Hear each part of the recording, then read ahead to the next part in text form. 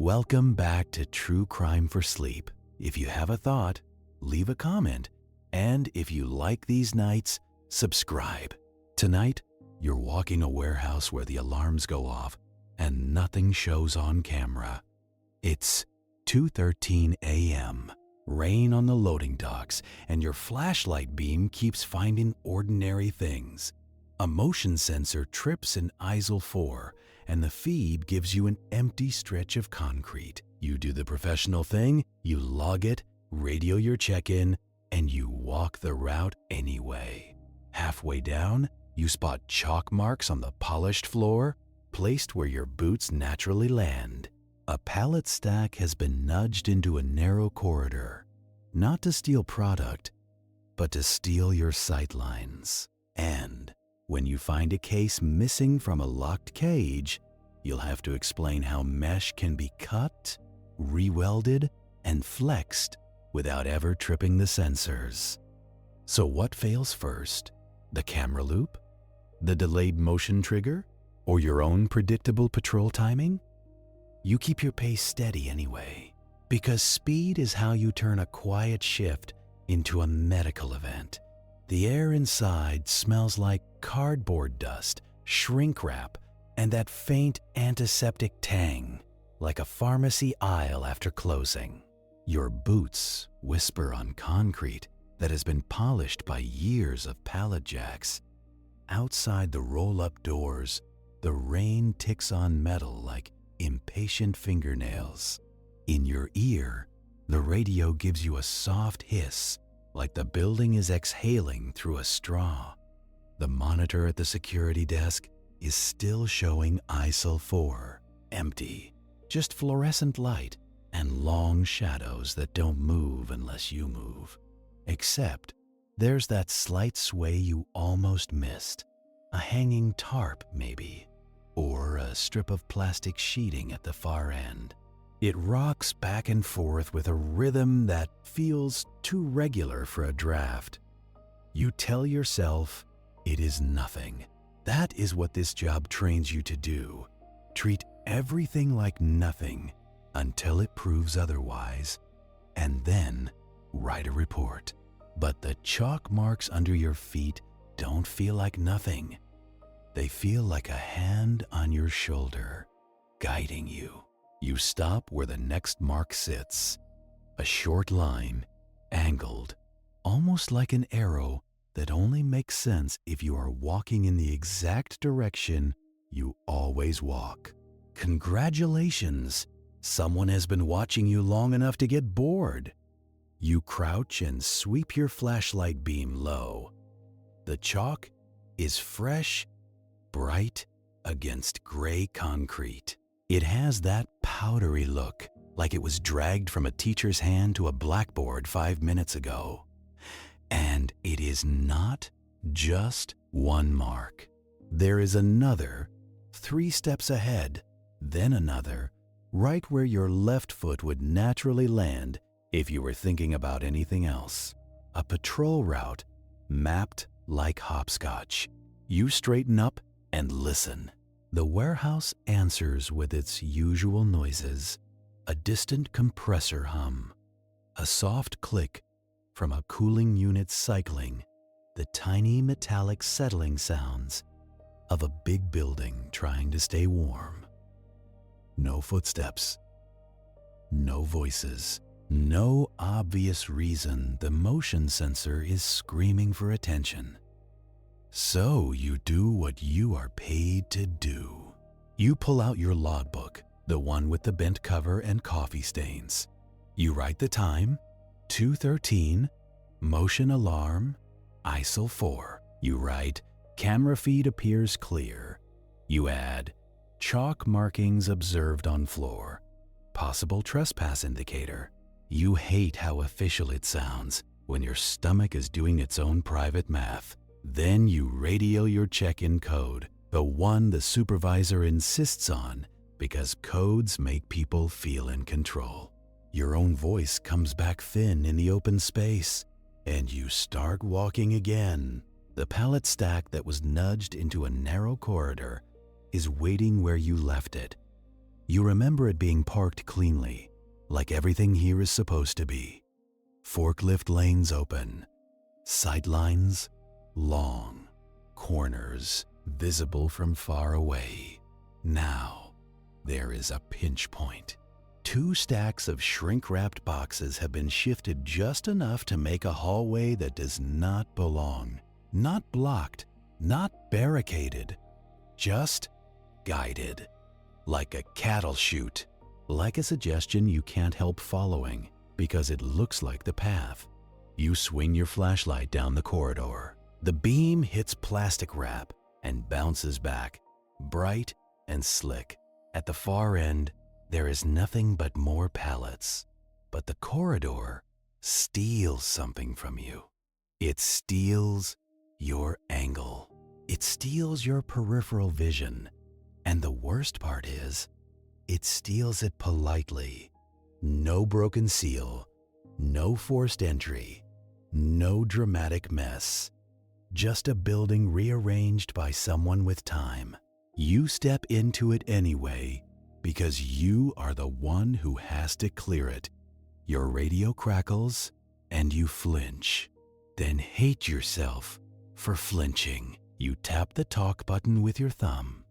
You tell dispatch you are checking aisles for corridor alteration. You hear the bored acknowledgement. They have heard 1,000 false alarms from 1,000 bored watchmen. You keep walking. Halfway through the corridor, your flashlight catches something that should not reflect. A small smear on the push bar door at the end. Not grease from a hand, not dirt, something clear, glossy, like a gel. It is placed exactly where a thumb would press. That's what makes your skin crawl. Not the gel itself, the accuracy. Someone did that on purpose at the exact point of contact. You lean closer, but you do not touch it. You have done this long enough to know that the fastest way to ruin evidence is to be curious with your fingers. You shift your flashlight to the metal around the push bar. There is no scratching, no pry marks, no signs someone forced the door. The gel sits there like a quiet little joke. You glance back down the corridor you came through. The pallet stacks now look taller, not because they moved, because you are standing in a place where they can hide someone. And your brain, traitorous and imaginative, starts putting a person behind every shrink-wrapped corner. You back up one step, your boot heel lands on another chalk line. This one is different. It is a small curve, like someone marked where to pivot, as if the floor is telling you how to turn and where to look next. You pull out your phone. You tell yourself it is for documentation. It is also because a camera in your hand makes you feel less alone. You take a picture of the chalk mark, then the gel on the push bar, then the corridor as a whole, trying to capture the way it funnels your body. The phone's screen makes everything look flat and harmless. That is what screens do. They take fear and compress it into pixels. Then you hear it, a soft chirp from somewhere behind you. The motion sensor has tripped again, not in Ace La 4. The panel on the wall blinks with a different zone number. Opposite end of the building. You stare at it for a second, waiting for your brain to catch up, because the timing is too clean. You were just pulled into this corridor. Now you are being called away from it, like a dog being whistled off a scent. You radio it in. You hear your own voice tighten, just a little. You say, "Second motion alarm, different zone. I am responding." You start walking faster, then force yourself to slow down. Fast footsteps mean sloppy observation. Sloppy observation is how people end up testifying that they saw nothing. As you move back into the open aisle, you glance at the camera monitor mounted on a pole. It is still showing ISIL 4, still empty, still fluorescent and boring. Except the hanging tarp sway has stopped, perfectly still now, like it never moved at all. You try to remember if you felt a draft. You did not. You try to remember if a bay door is open. None are supposed to be. The building is sealed for the night, and yet the sensor went off. Twice. You keep moving toward the far zone. The warehouse feels longer than it should, like the aisles are stretching to give someone more time. Your flashlight beam skates over labels, barcodes, pallet tags. Everything is in its place, which is the problem. A thief in a warehouse does not always make a mess. A smart one makes it look like the warehouse did it to itself. Halfway there, your light catches the forklift, the one you saw parked earlier with its forks down. It is still in the same spot, but the forks are not down. They are tilted up, just an inch or so, enough to catch the light, enough to force your eyes to it, enough to make you look. You stop and stare at it, irritated. It is such a small change, but it is the kind of change that could only happen if someone touched it. Forklifts do not raise themselves, not even the moody ones. You circle it slowly, shining the flashlight at the controls. No key in the ignition, no obvious sign of tampering, but there is a faint smear on the steering wheel, like a wiped touch. Like someone with gloves tried to erase the fact they were there. You bend and look at the floor near the tires. There is a dust pattern, disrupted, a thin, clean arc where the wheel turned just a fraction. Not enough to drive it away, just enough to adjust it, just enough to make it a shiny distraction. And now you know what is happening. You are not chasing an intruder through a warehouse. You are being moved around like a piece on a board. Zone to zone. Look here. Turn there. Waste time on this. Ignore that. Meanwhile, somewhere else, something is being done. You radio your supervisor, not dispatch. Supervisor. Different kind of board. You tell them you have multiple sensor trips, camera feed anomalies, and evidence of staging, chalk marks, and shifted pallets. There is a pause, the kind where you can hear someone sit up straighter. They ask if you see anyone. You say no. They ask if you want police. You look at the forklift, the gel smear, the chalk at your feet. You think about the product inside this building. Pharmaceutical. Controlled. The kind of inventory that makes paperwork breed like rats. You say yes. You tell them you want a second unit too. You hear them exhale into the phone. They say they are calling it in. They tell you to stay visible, stay safe, do not engage.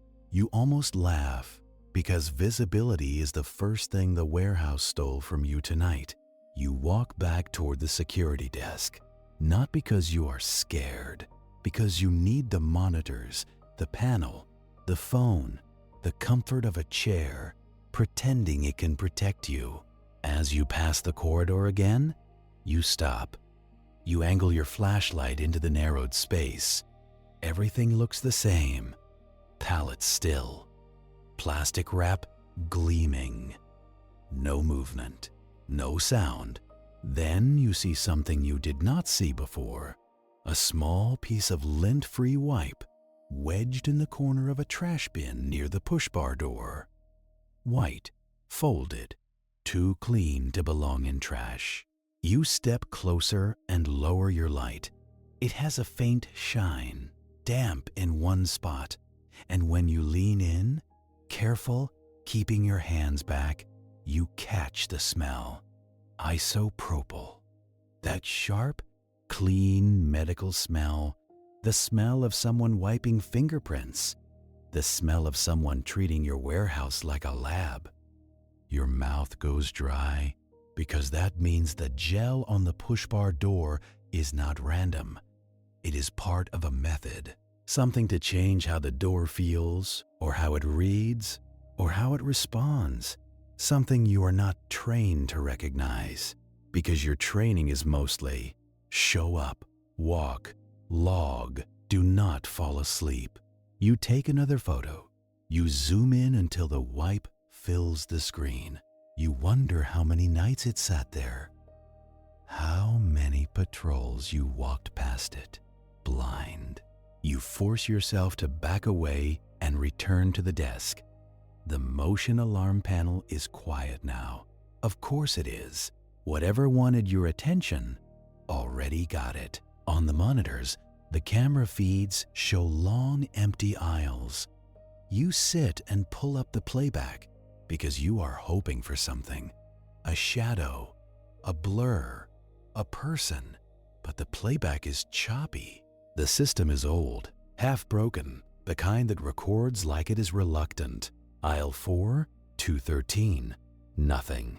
You rewind and watch again. You catch a flicker that could be a compression glitch, or a figure crossing too fast for the frame rate, or just your own eyes trying to make patterns out of noise. You freeze the frame, you zoom, the pixels smear, and there, near the far end, the hanging tarp looks wrong. Not moving, not still, just slightly displaced, like it was bumped. Then, it snaps back into place between frames. Your throat tightens. Because if someone can move between frames, they can live in the gaps of your system. You hear the outer door buzz. The second guard is here, a relief that feels embarrassing. Like you should not need backup. But you do.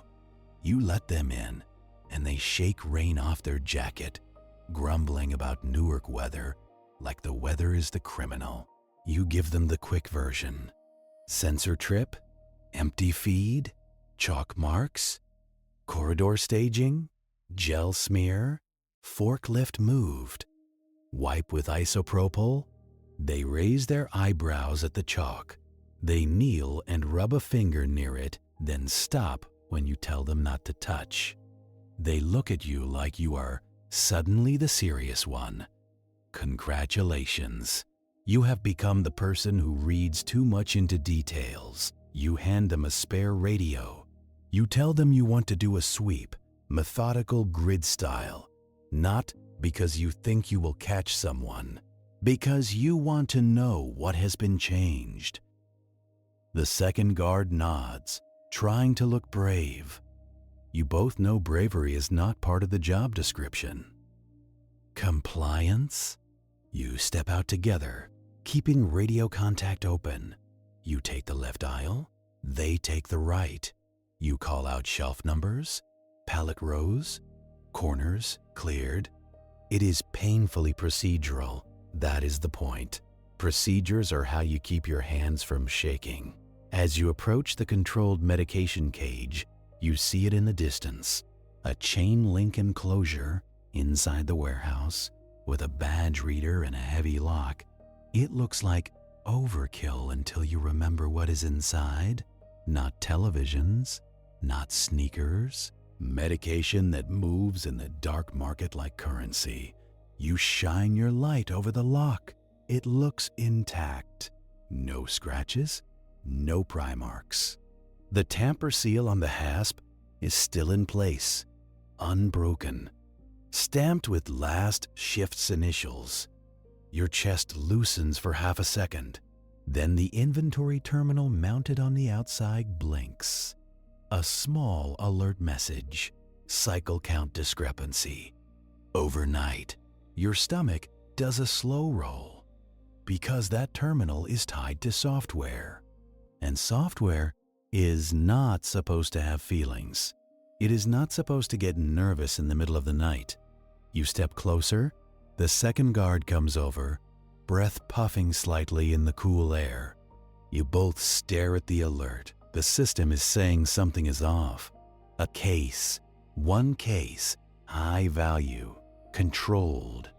You try the badge reader with your credentials. Denied. Of course. You do not have access. You are security, not authorized inventory. But you can still look through the mesh. You angle your flashlight through the chain link. Boxes stacked inside. Uniform, labeled, sealed. Nothing looks disturbed. No empty space you can easily see. No obvious gap. And yet, the system is telling you something is missing. You radio your supervisor again. You tell them the cage is showing a discrepancy, and you have no access to verify. They swear, quietly, like a tired parent. They say they are calling the warehouse manager at 3 in the morning because controlled meds do not wait for business hours. Now the waiting begins. You and the second guard keep sweeping. You check doors, you check dock seals, you check the roll-up door chains. Everything is intact. That is what makes it worse. A broken door would be comforting. A broken lock would be a simple story. Instead, you have a building that looks untouched and alarms that scream into empty cameras.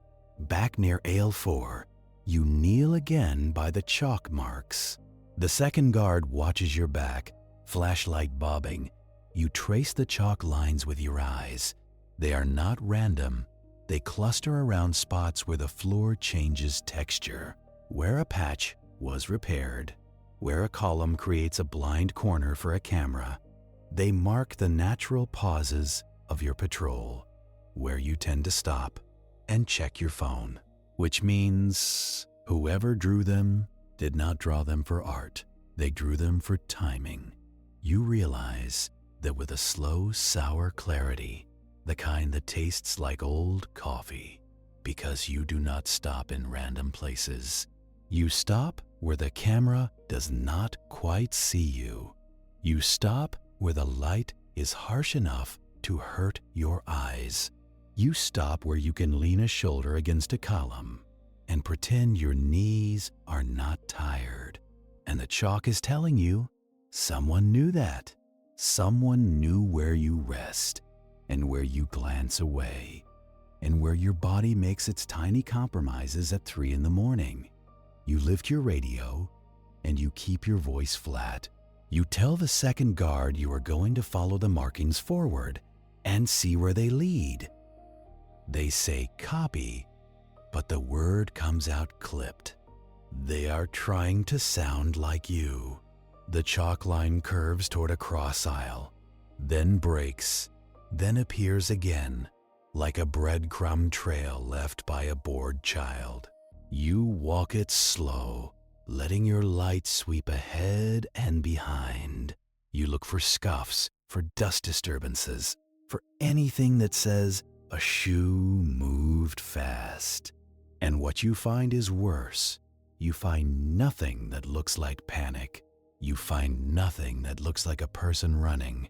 You find the careful absence of mess, like someone cleaned up after themselves, out of habit. Near the end of the aisle, your beam catches another mark.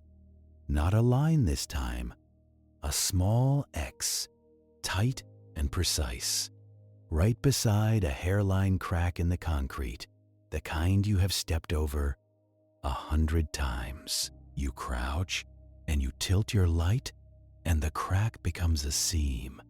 It runs straight, then angles, then stops under a pallet rack leg. You touch nothing, but you see the dust around it, and the way the dust is thinner right along that seam, like air has been moving through it, gently, consistently. You stand, and you look up at the rack. Cardboard cases stacked, shrink wrap stretched, labels facing out like obedient faces. Nothing about it screams secret door, but it does not have to. It only has to hide a gap the width of a hand. Once in a while, you radio the second guard again. You tell them to come to your position, and you keep your tone like you are asking for a stapler. When they arrive, they shine their light where yours is pointing. They suck in a small breath and then pretend they did not, because admitting you are scared makes you more scared. You both stare at the seam. Then your radio hisses with your supervisor again. They tell you the warehouse manager is on the way and police have been dispatched. They tell you not to disturb anything. You almost say, too late. Instead, you say copy and you back away. And you try to act like you have not just found a building that might have been modified. Quietly, while you did your rounds, you move back toward the controlled cage because that is where the stakes are now. Chalk is creepy. Gel is suspicious. A missing case of controlled medication is a different animal. That is the kind of loss that drags in people with badges and acronyms and questions that make your job feel very small. The second guard stays half a step behind you. They keep turning their head, scanning corners like they expect a hand to reach out and tap them. You cannot blame them. The warehouse is full of hiding places that only exist at night, stacks and shadows, and the soft hiss of plastic wrap when it shifts. The cage looms again in your light, still locked, still sealed, still, somehow, accused by the silent terminal bolted to the post. The discrepancy alert, it's still there. It blinks like an eye refusing to close. You stand close enough to smell the metal. Chain link has a smell. Cold iron and dust and old hands. You angle your flashlight through the mesh again. You try to count from the outside, but the stacks are deep. Boxes are uniform, like they were designed to defeat casual counting. You can see the front row, maybe 2 rows back. Everything beyond that is just geometry. And now you hate geometry, because geometry is how someone steals without opening a door. You and the second guard do another loop. Slower. You check the badge reader housing. You look for pry marks along the hinge side of the cage door. Nothing. You kneel and examine the floor. Under the mesh, there is dust, fine and gray, like ground pencil lead. You see tire tracks from pallet jacks, old arcs, and straight lines. Then you see something that does not belong. A thin line through the dust, too straight to be a boot. It runs from the inside of the cage toward the mesh, then stops, like something was slid, not carried, not lifted, slid. You point it out, and the second guard bends close. They whisper, "What is that?" You say, "Quiet," like answering makes it real. You do not have tools. You do not have access. So you do the only thing you can do. You document. You take photos from different angles with your phone's flash off. You keep your light steady. You make a little library of evidence because you have learned the hard way that memory is an unreliable witness. You'll learn it again when the police arrive. They come through the outer door with rain on their shoulders, smelling like wet wool and street exhaust. 2 officers at first, with a posture of people expecting a false alarm. You can tell by how they look around, bored eyes sliding over pallets like they are furniture. Then you say, controlled meds, discrepancy alert, possible long-term tampering. You watch the posture change. You watch their faces sharpen. Congratulations. You just upgraded the night. One of them asks where the cage is. You lead them, and you keep your hands visible, because now Everyone is playing by rules. They shine their brighter flashlights through the mesh. They tug lightly on the lock, feel it hold. They look at the intact seal like it is insulting them. Then they notice the dust line you noticed. They crouch, and one officer swears under his breath. He tells the other to call for a supervisor, maybe detectives. He says it like he does not want to, because it means paperwork, because it means a long shift just got longer. The warehouse manager arrives not long after, hair still damp from a rushed shower, eyes puffy with sleep. They look at you like you personally moved the case. Then they look at the officers, and reality sinks in. They swipe their badge. The reader beeps. The heavy lock is removed. The seal is cut, and the sound of its snapping is oddly loud. When the cage door swings open, you smell the inside. Cardboard, dust, and that faint medicinal tang like pills through packaging. The manager steps in, counting aloud, touching boxes with bare hands like they can soothe them. You stand at the threshold because you were told not to enter. The second guard stays beside you, breathing shallow.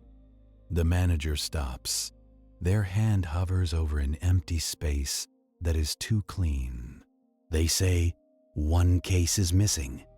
They say it flat, like they are reporting the weather. But their face has gone pale. The officers exchange a look.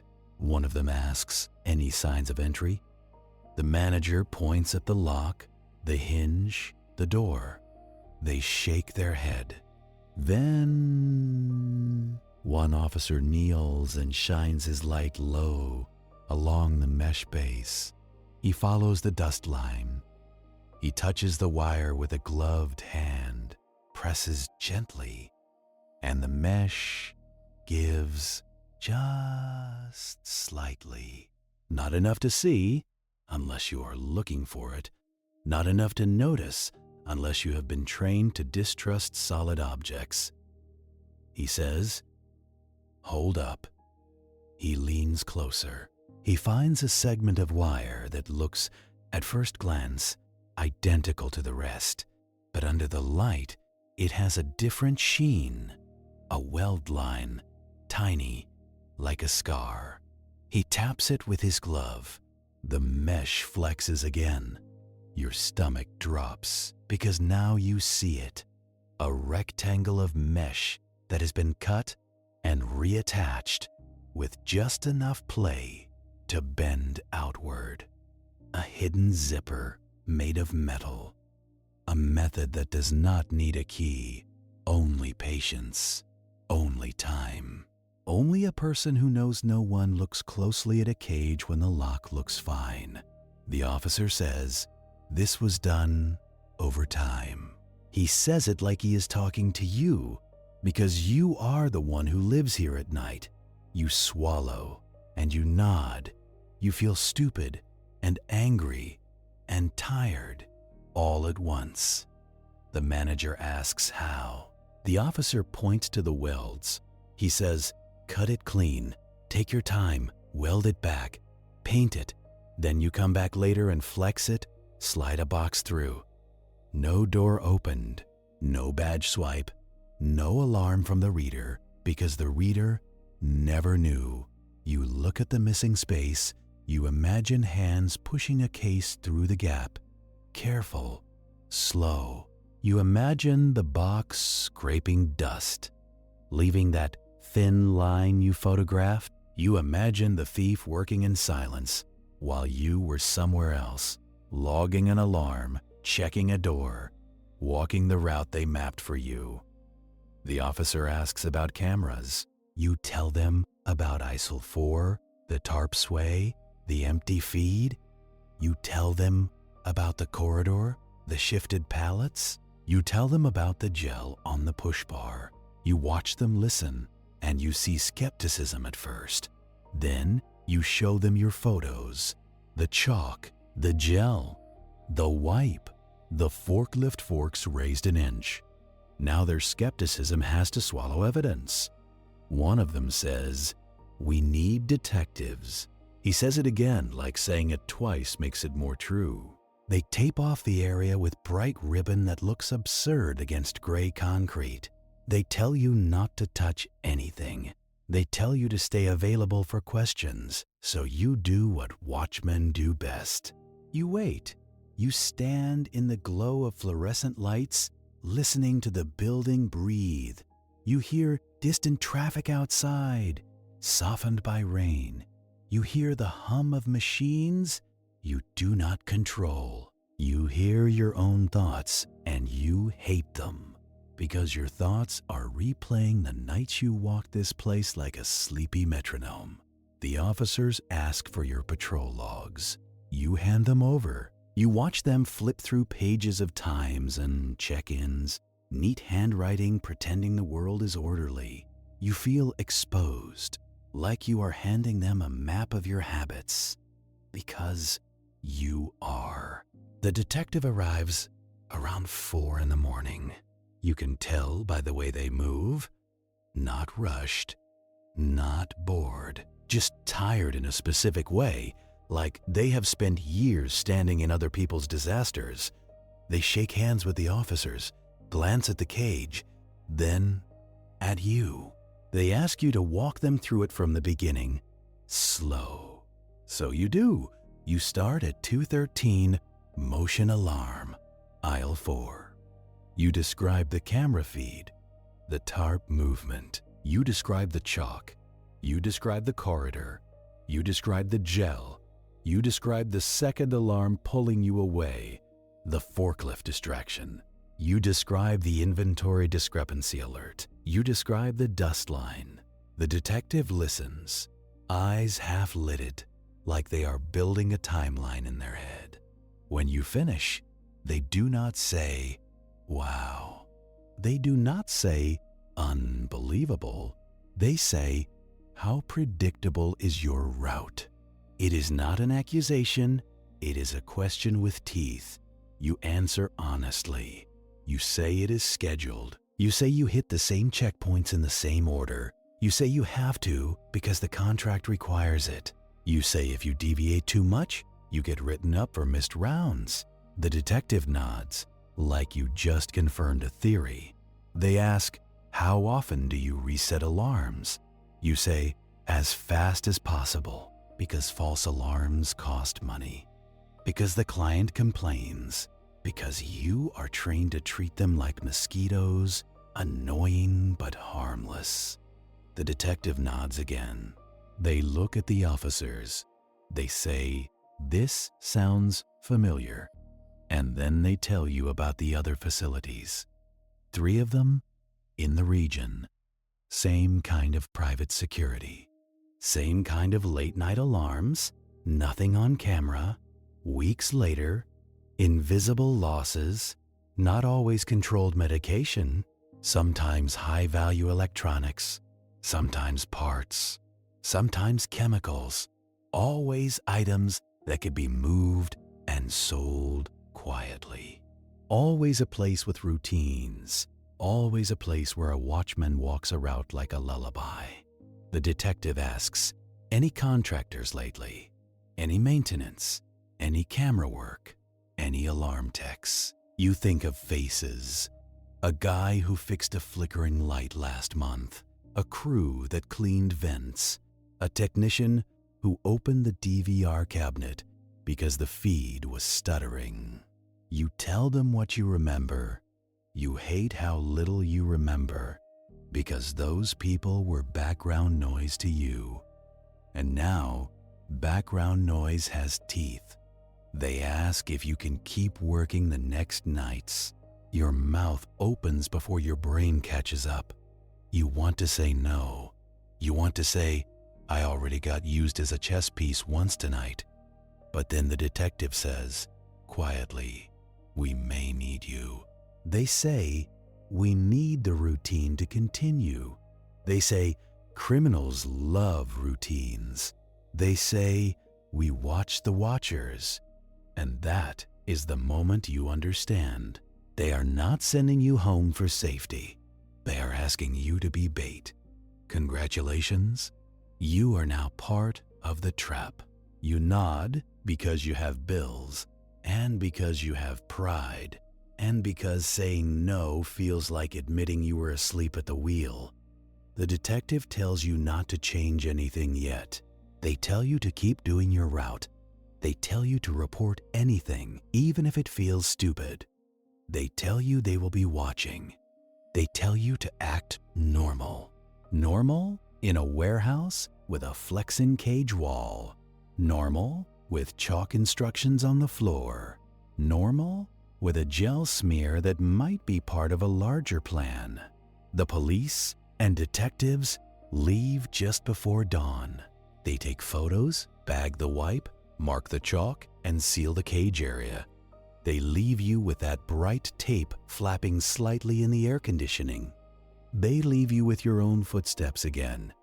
By the time your shift ends, the rain has eased. The sky outside is a lighter gray, like the world is pretending to be clean. You drive home with your window cracked because your car smells like warehouse dust now. You sleep badly, in pieces, and when you wake up, your ankle feels fine. Your pride does not. The next night, you come back, you step into the same building, and it feels different. Not haunted, just watched, as if the warehouse learned it can be examined, and it does not like it. The camera system has not been upgraded yet. Still the same half-broken feeds, still the same DVR cabinet you never open. But now, you look at it like it is a suspect. You do your check-in. You log your starting conditions. You walk your route. And the whole time, you feel your own predictability like a weight. At around 2:30, the first alarm chirps. Not the big blaring siren, just the panel's quiet insistence. Aisle 4 again, of course. You glance at the monitor, empty aisle, fluorescent glare, long shadows, and the tarp, far end, barely visible. Still, you wait a beat. You force yourself to watch for the sway. You do not see it. You do not relax. You have learned that the building can lie. You step out on the floor. You follow the usual path, because that is the job now, to be a predictable animal in a controlled environment. The chalk marks are still there, faint now, scuffed, but readable. You find yourself stepping near them without meaning to. It is muscle memory. The thief understood muscle memory. You reach the corridor made by shifted pallets. It is still there. Not as obvious as before, but the sight lines are still wrong. You shine your light down it. Nothing. Your radio gives a soft hiss. You hear the second guards breathing on the other end. They are stationed closer to the office tonight, on purpose. You have been told, keep your distance. Do not confront. Let the watchers do the confronting. You move past the corridor and toward the push-bar door. The gel smear is gone, cleaned, wiped. But you can still see where it was if you angle the light.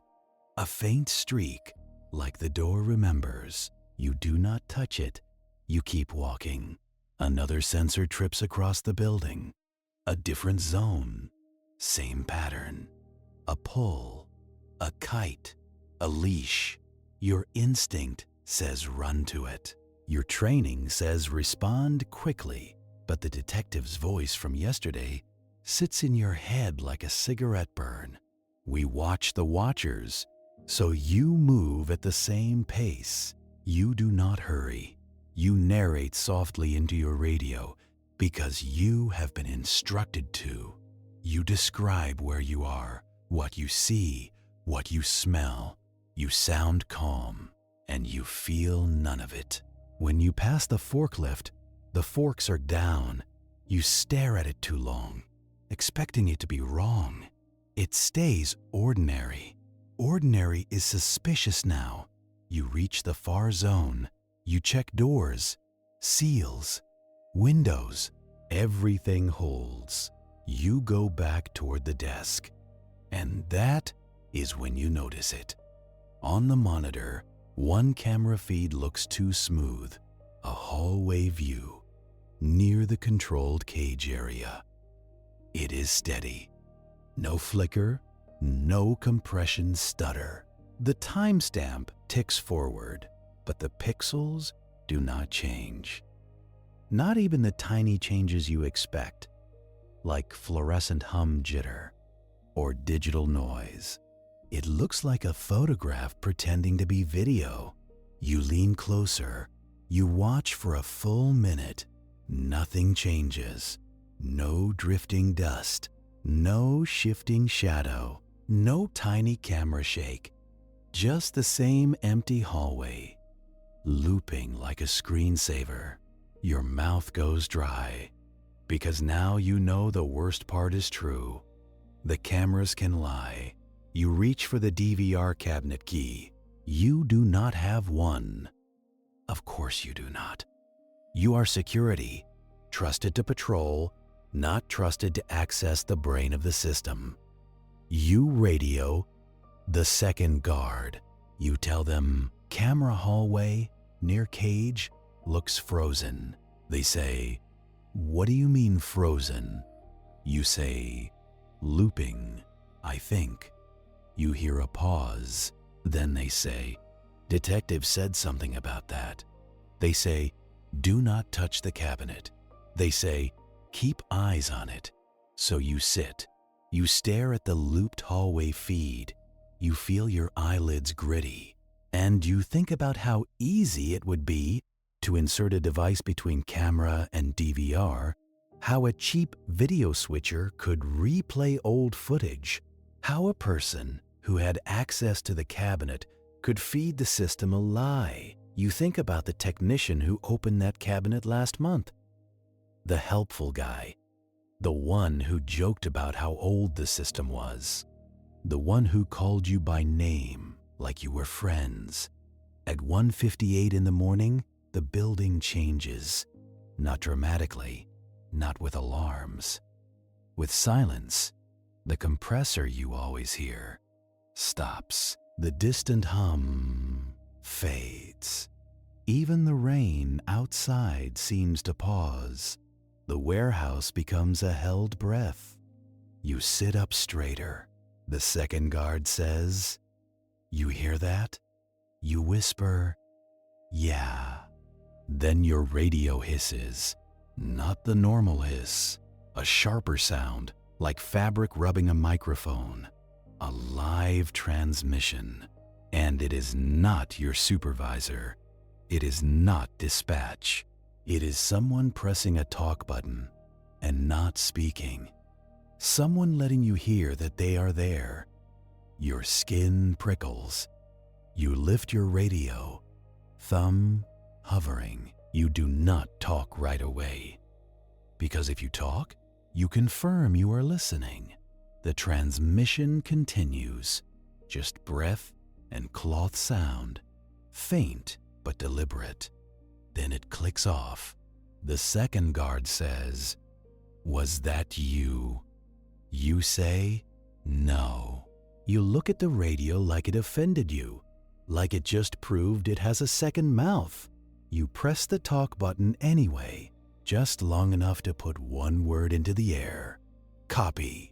Not a question, not a challenge, a receipt. Because you have learned that tone is a door, and you do not want to open it, the second guard asks where you are. You tell them, leaving the desk, moving toward aisle 4, normal pace. You lie about the normal part. Your heart is jogging. Your legs are trying to look calm about it. You step out from the office area, and the warehouse takes you back like it never wanted you gone. Fluorescent lights buzz with that insect hum, and the concrete holds the days cold like a grudge. The silence is still wrong, though. It is not quiet in a natural way. It is quiet like someone turned down the volume so they can hear you better. You keep your flashlight pointed low. That is an old habit. High beams make shadows dance. Low beams make trip hazards confess. And tonight, you are suddenly very interested in what can catch your ankle. You move toward the pallet corridor that did not exist a week ago. It is still there, still polite, still pretending to be ordinary warehouse chaos. Your light sweeps across shrink wrap. It throws back your reflection in warped strips, like you are walking through a funhouse designed by accountants. Your radio hisses once, and you freeze. Nothing follows. No voice, no breath. Just the system reminding you it can make noise whenever it wants.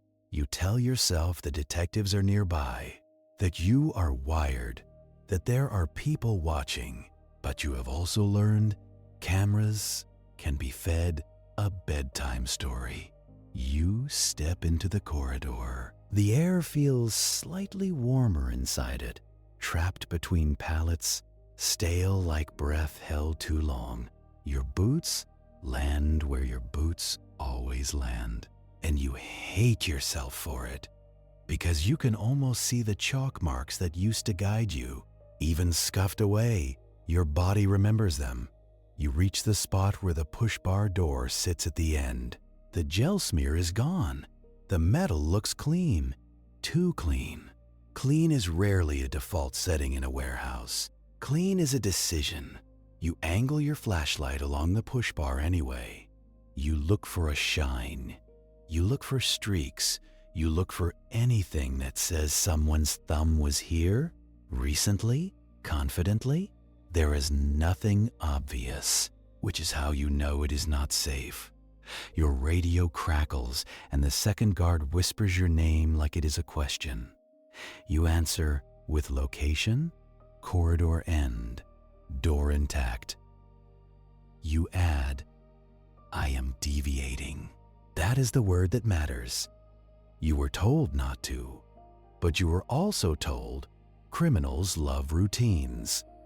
And you are done being the most reliable part of this building.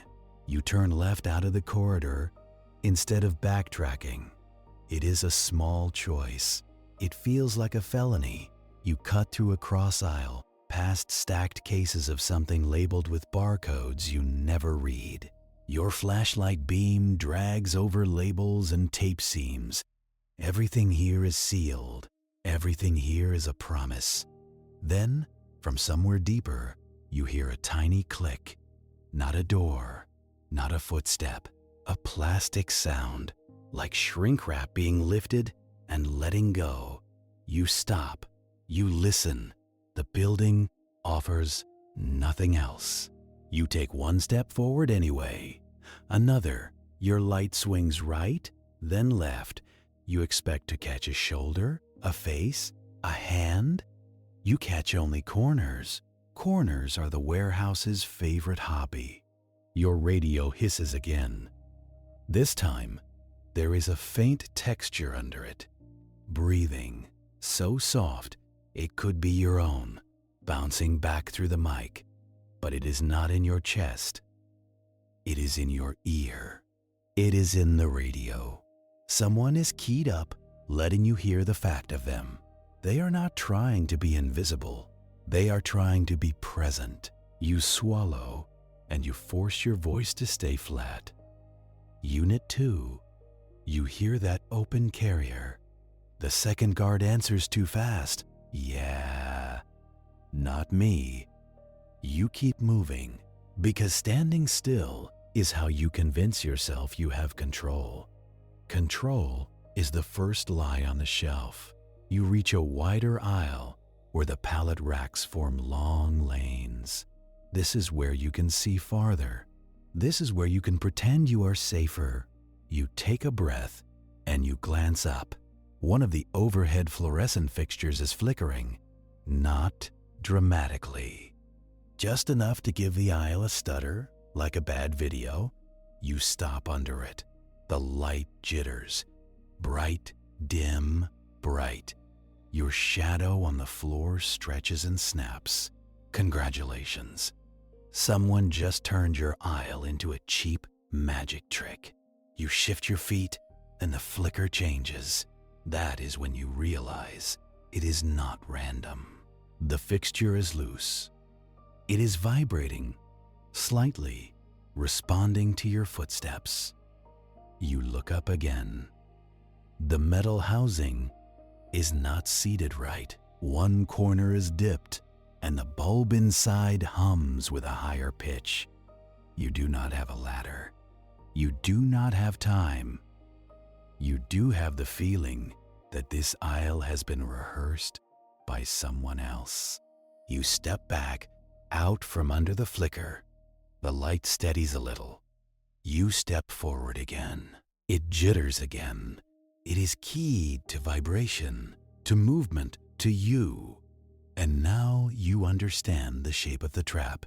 Not a bear trap, a stage, light and shadow arranged to make your eyes work harder, to make you blink, to make you miss a detail. Your radio gives a quick burst of static. Then the open carrier returns, like the person on the other end smiled. You decide to cut through the narrow pallet corridor again, but from the far side. If you are being herded, you want to see the fence. You move toward the pinch point, slow, careful. Your flashlight beam stays on the floor, scanning. You find a thin strip of something clear, stretched low between two pallet corners. You almost miss it. It does not reflect much. It only shines when your beam hits it at the right angle. Monofilament? Fishing line. The kind of thing that costs pocket change and buys you stitches. You freeze with 1 foot half raised.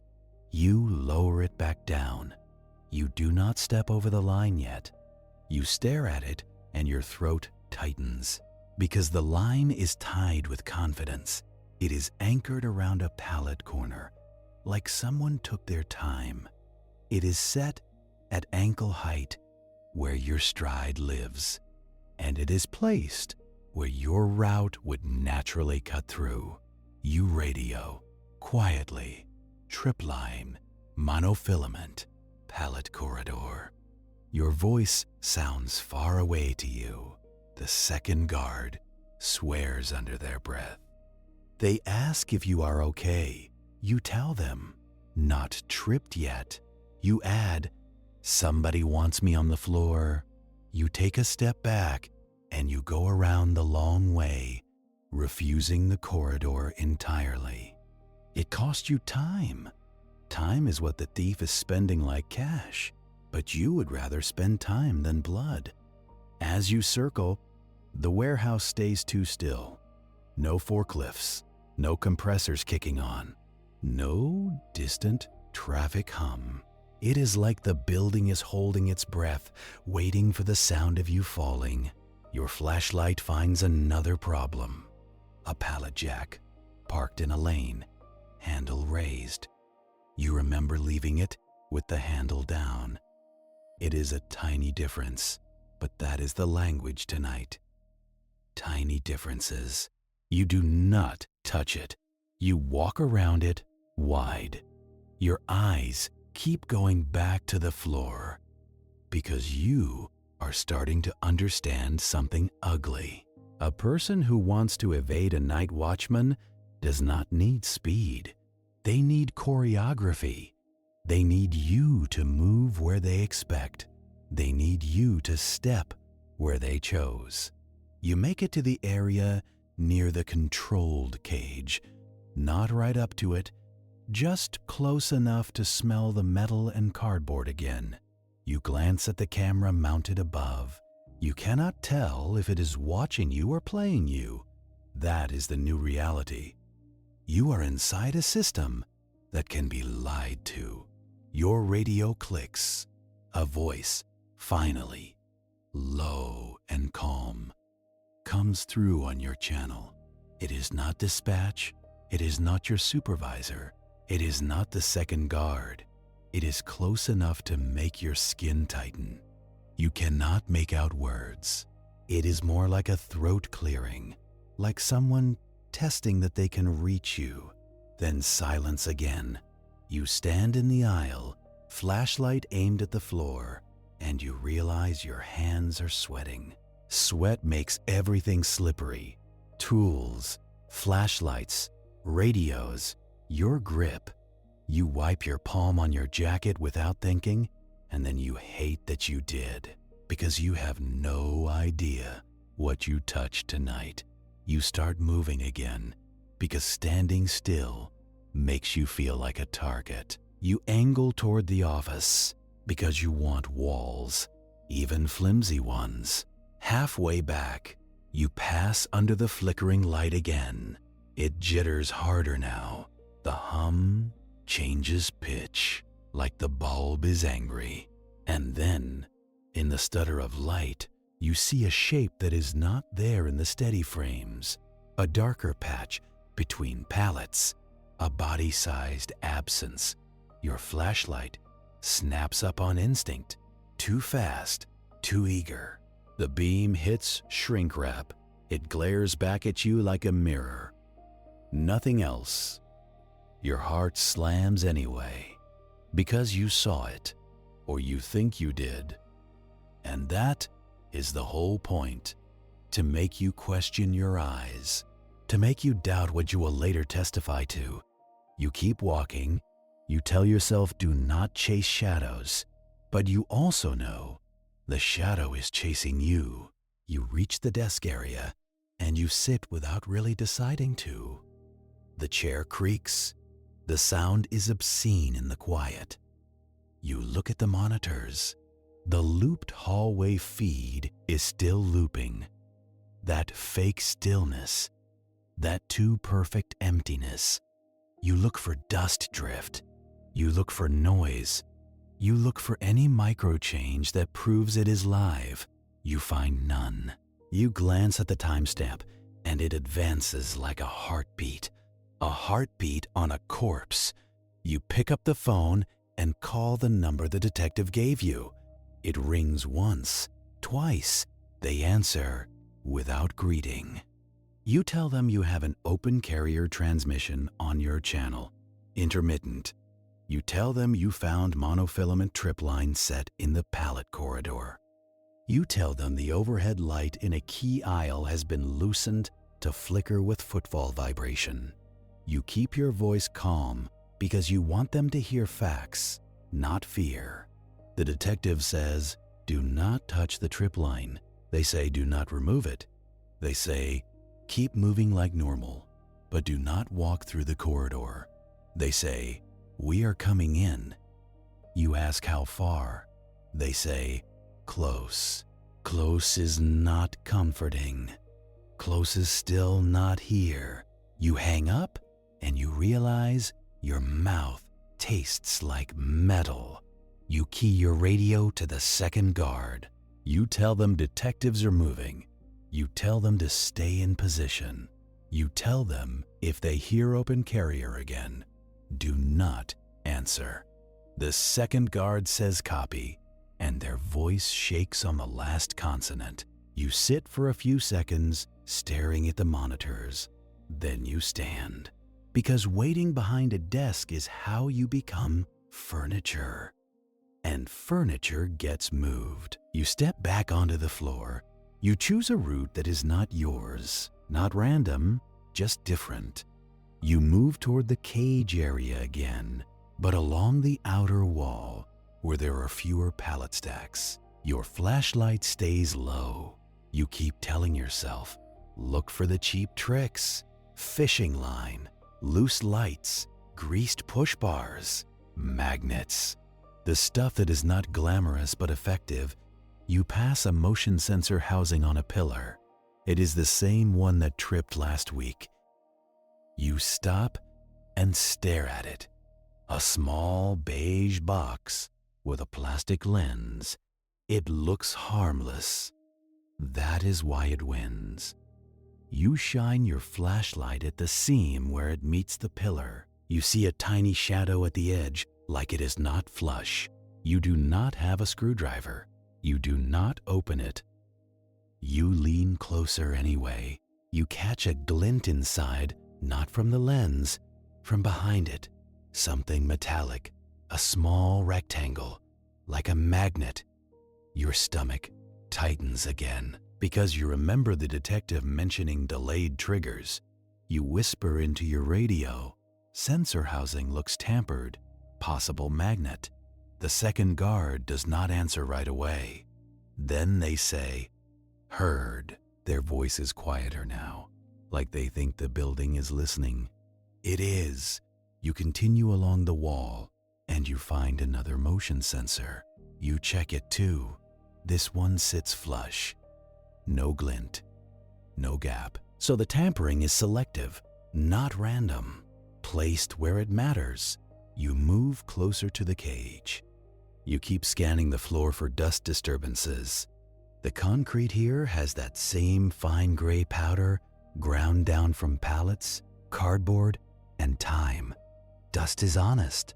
Dust shows you what moved. You find a set of faint tracks. Not boot prints, not tire treads. A drag mark, shallow, like a case sliding. It starts near the cage area and angles toward the pallet corridor, toward the trip line. Your mouth goes dry, because that means the corridor is not just a trap for you. It is a transport lane for them. They set the trip line where you would intersect their path. You hear the open carrier again. Longer this time. The fabric rub sound is clearer. And under it, a slow inhale. A person close enough to the building radio system to transmit. You do not answer. You do not move faster. You keep walking, slow, steady, like you have not noticed. Because if you give them your fear, they will spend it. You reach the edge of the corridor area again, but you stop short, staying outside it. Your flashlight beam catches the monofilament line in the distance. It is still there, still taut, still waiting to collect you. You angle your light beyond it. Between pallets, deeper in, you see a darker gap near the floor, a space big enough for a person to crawl. And you realize the pallets are not just blocking your sight lines, they are creating tunnels. You hear a soft sound, a tap, like a tool touching metal. It comes from inside that maze. Not loud, not hurried. Careful work. You keep your light steady, not sweeping wildly. Wild light makes you predictable. Wild light tells them exactly where you are looking. You shift your stance and your boot scuffs the concrete. The sound echoes. Then the tapping stops. The open carrier clicks off, and the warehouse breathes again. A faint hum returning, like someone restored power to the world. You stand there, realizing you just influenced the person's behavior, not caught them, not confronted them, just changed the rhythm. That is how you know they are real. You back away from the corridor. Slow. You move toward the office because you need eyes on the monitors again. When you get there, you glance at the looped hallway feed. Still looping, still perfect. But now you notice something you missed before. A tiny artifact in the corner, a smudge near the bottom edge. It stays in exactly the same spot, frame to frame. Digital dirt. A fingerprint on the lie. You lean in closer and you realize it is not dirt, it is a strip of tape on the original recorded scene. Tape that was there when the loop was made. Tape that might not be there now, which means the loop footage is not recent. It could be weeks old.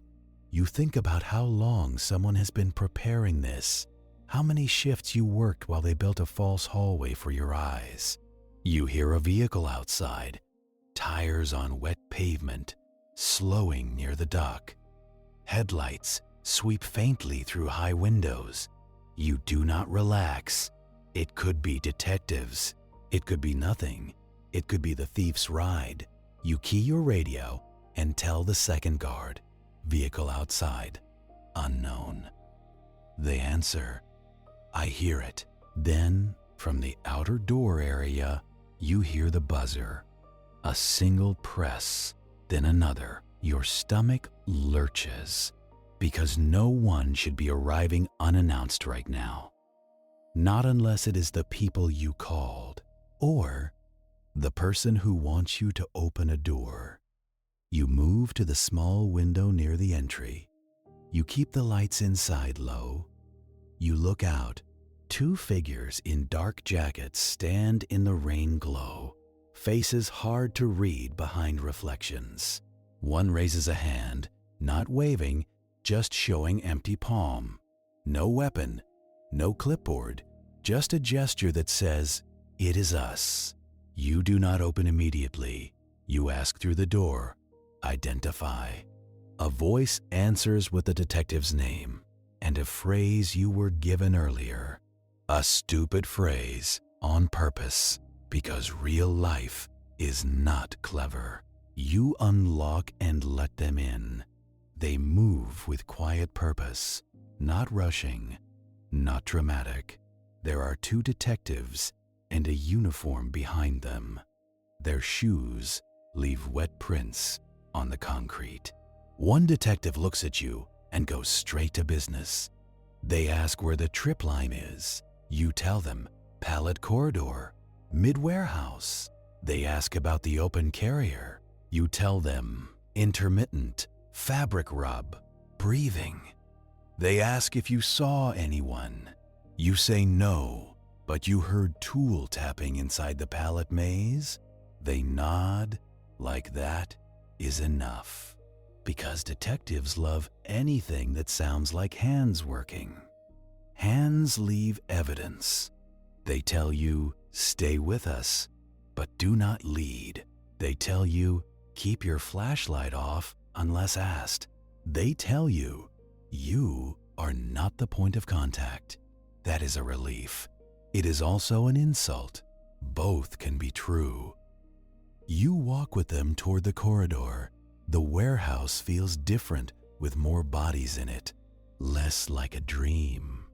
One detective raises a gloved hand, and you stop like you hit an invisible wall. He does not shush you, because you already know how to be quiet. He just points at the floor, then at your boots, then forward.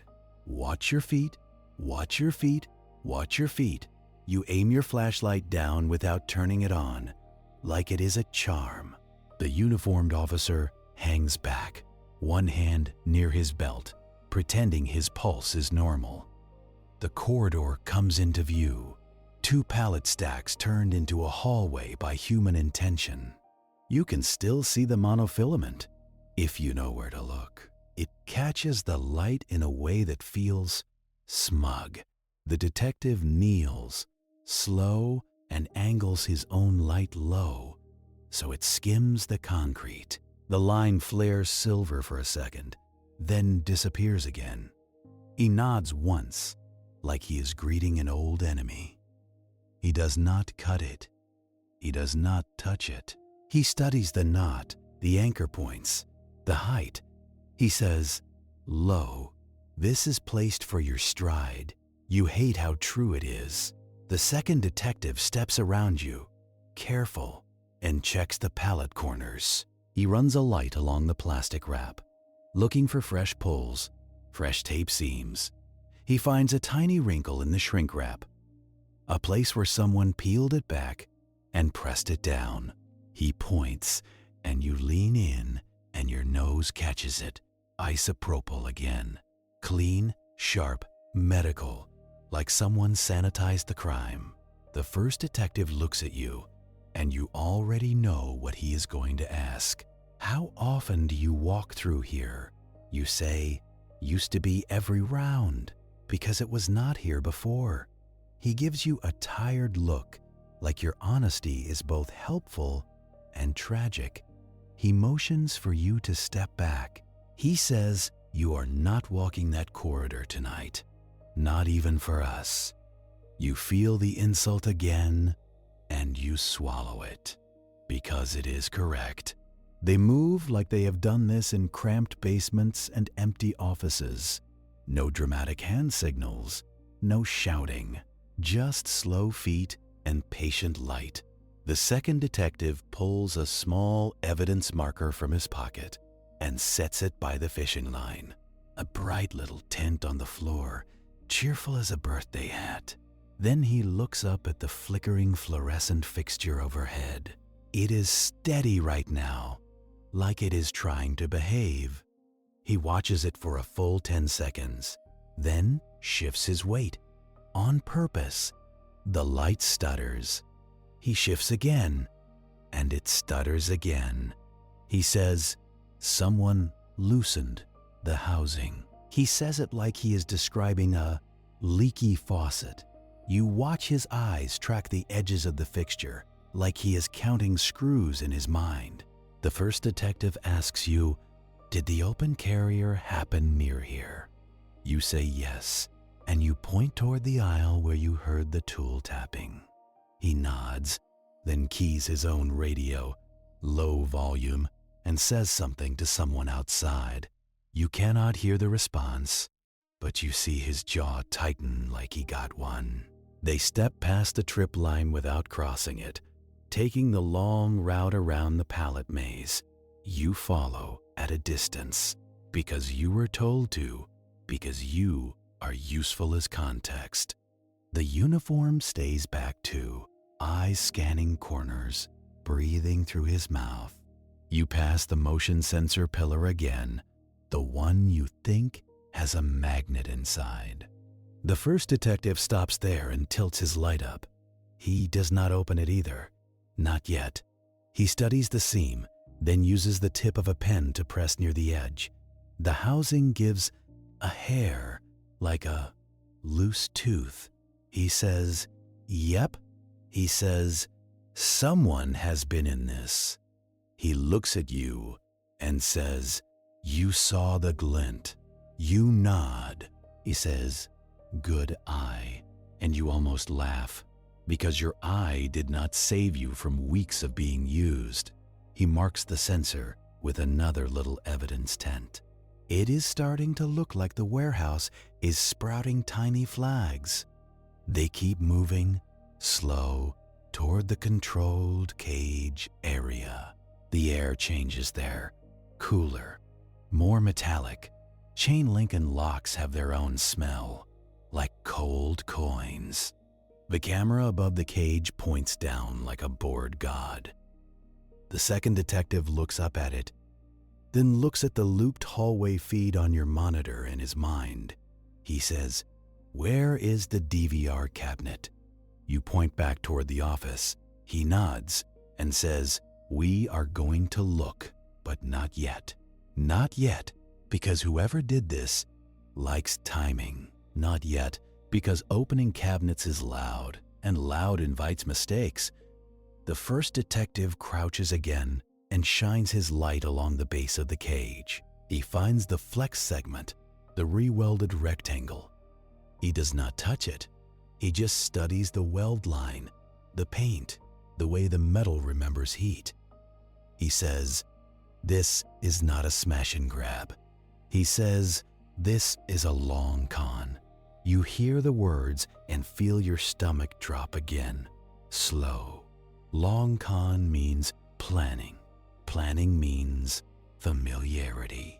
Familiarity means someone who belongs here, at least on paper. The second detective turns, scanning the pallets. He says, "If they are in the building, they know we are in the building." You say, "How?" He looks at the ceiling, at the fixtures, at the sensors, at the cameras. He says, "Because they built the building to talk to them." Then your radio hisses. Not the detective's radios. Yours. A soft fabric rub? The same texture closer than you want? The first detective looks at your radio like it is a snake. He says, "Do not. Key up, you do not." The open carrier holds for 3 seconds, then clicks off.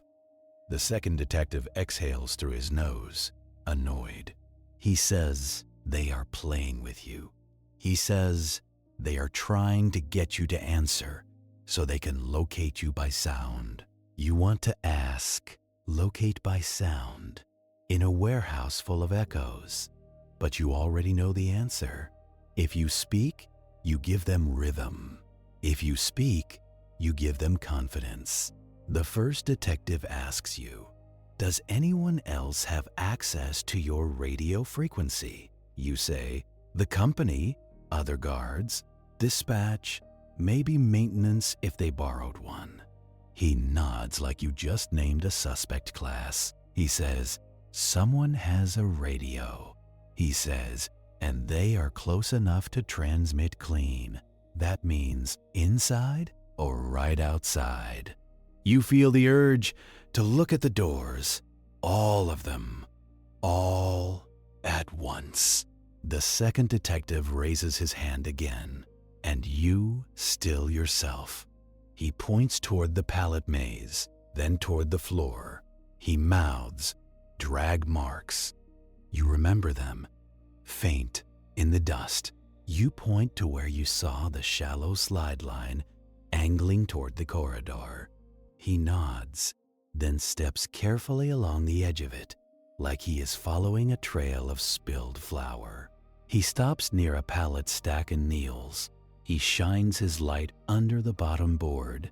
His beam catches something that should not be there, a tiny strip of black plastic, like a cable tie tail, freshly cut. He uses tweezers from a small kit, lifts it, and drops it into an evidence bag. He says, "Someone is leaving their trash behind." He says it like it is a gift. The first detective looks down the pallet corridor, then back at the main aisle. He says, "If they are moving product tonight, it will be fast." He says, "They are not here to admire their work." He gestures to the uniformed officer and sends him back toward the office area. He says, "Watch the entry points. Watch the dock doors. Do not open anything." The uniform nods, relieved to have a simple job. The second detective glances at you. He says, "You stay behind us, and you keep your hands visible." You nod, because your hands feel guilty, even when they are clean. They step closer to the pallet maze, but they do not enter it. Instead, the first detective angles his light up, searching for camera coverage. He finds a camera that should see the corridor mouth. He says, "If the feed is looped, it will show empty." He says, "But the real camera is still there." He says, "Somebody has to move through real space, even if the screen lies." He looks at the second detective, and they share that silent agreement. Then the first detective does something that makes your throat tighten. He pulls a small, dull metal tool from his pocket. Not a knife, not a pry bar, a telescoping mirror, like a mechanic uses. He slides it under the pallet edge, angles it, and looks. His face changes just slightly, the way it does when a puzzle piece snaps in. He says, "There is a tunnel. You feel cold in your ribs." He says, "Pallets are stacked to create crawl space lanes." He says, "You were never meant to see straight. You were meant to see walls." The second detective shifts his light and finds the same thing from another angle. He says, "There is cloth down there. A moving blanket, maybe. Something to deaden sound. Something to keep cardboard scrape from singing." You imagine someone crawling in there, slow, careful, breathing into your radio channel. You imagine them hearing your footsteps above, like thunder. The first detective keys his radio, not yours, and speaks in a low code to someone outside. You catch fragments, perimeter, dock, now. Then he looks at you and says, "Did you notice any missing moving blankets?" You blink, because of course you did not. Moving blankets are warehouse wallpaper. He nods like your ignorance is expected. He says, "That is why they use ordinary objects." He says, "Crime loves camouflage." He says, "Especially the kind you can order online and expense as supplies." The second detective stands and scans the ceiling. He says, "Listen." You do. At first, nothing. Then, faint, a metallic tap. Tool on wire, tool on mesh.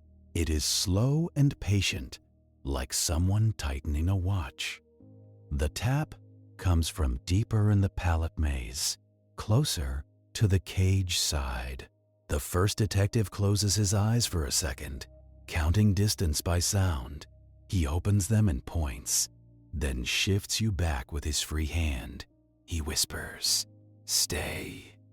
And they move, not running, not crashing through pallets. They take the long outer route to cut off the far end of the corridor, like they are circling a sleeping animal. You follow behind because you were told to, because you cannot stop yourself. Your flashlight stays off. Your eyes strain anyway, because darkness makes you greedy for shapes. The flickering fluorescent stutters again as you pass under it. This time, you understand the trick. Flicker makes motion hard to track. Flicker makes you blink at the wrong time. Flicker makes a person in dark clothing look like a shadow glitch. And the worst part is, if you fall, it looks like you fell. No villain required. The second detective reaches up with his baton and taps the light housing. It wobbles. He mutters something about maintenance. Then he stops, because the tap sound carries. You all freeze. The tool tapping in the pallet maze stops too. Silence returns, thick and listening. The first detective lifts his hand again and points toward the floor, then forward. Slow. Quiet. You take a step, then another. Your boots whisper on the concrete. The warehouse smells like plastic wrap and wet cardboard now, like rain followed you inside. You reach a spot where the aisle opens up near the cage perimeter. The detective kneels again, shines his light low, and finds another line in dust. Not the drag mark, a shoe print. A partial tread, heel edge, shallow. He studies it like it is a signature. He says, "That is fresh." He says, "That is tonight." You feel your stomach tighten into a fist, because now it is not just evidence of past tampering. It is a person, present tense. The second detective slides his mirror under another pallet edge near the far side of the corridor. He looks, then pulls back fast, controlled. He whispers, "Movement." You hear it too, barely. A soft scrape, like cloth on concrete, a breath. Then your radio hisses again. Open carrier, and this time there is a sound under it. A faint, amused exhale. Not words. A reaction, like someone is enjoying the fact you cannot see them. The first detective's face goes flat. He whispers, "They are right there." He points at your radio, then makes a slicing gesture at his throat. Turn it off. You fumble for the power knob, careful, and twist.